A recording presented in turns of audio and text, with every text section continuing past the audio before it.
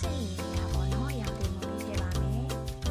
ပြီးရင်တော့အရောင်လေးဝင်လာအောင်ဒီလိုမှွေပေးပါမယ်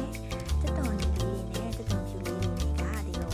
နေသားလေးရောက်ပြီးဆိုရင်ပေါ့နော်ကျန်းကျင်ပြီးပပလေးလာတာလေးထည့်ပါမယ်ပြီးရင်တော့ကျန်းကျင်ပြီးလေးရဲ့တက်တော်လေးတွေကိုဒီမှာရောမှွေပေးလိုက်ပါ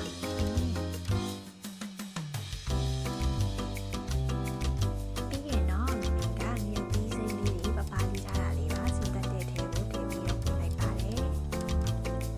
နောက်ဆုံးစနစ်ကတော့ဒီငါးဥဖြူလေးကိုလေးထားတဲ့အတုံးလေးပေါ့နော်ဒါလေးကိုထည့်ပြီးတော့ဒီချက်တော်ဖြူပြန်ယူပြီးစီတက်ထားတဲ့ဒါလေးတွေနဲ့ရောပြီးတော့တမအောင်မှွေပေးလိုက်ပါတယ်ပြီးရင်တော့အရသာအတွက်စားလေးနဲ့ငယ်လေးပါမယ်နောက်တစ်ဆင့်ကတော့တားမောင်လေးထည့်ပါမယ်ပြီးရင်တော့တို့ရတာကိုကိုလိုတစ်လောက်ထည့်ပြီးပြီဆိုလို့ရှိရင်တမအောင်ဝင်ပါမယ်နောက်ဆုံးရေလေးကိုကိုလိုတစ်လောက်ထည့်ပါမယ်ရှင်ရေလေးထည့်ပြီးပြီဆိုရင်တော့ဒါခဏအုပ်ထားပါပေါ့နော်ပြီးရင်တော့လက်ကြည့်လိုက်ပါမရသေးပါဘူးနော်နောက်တစ်ခါပြန်အုပ်ပါတယ်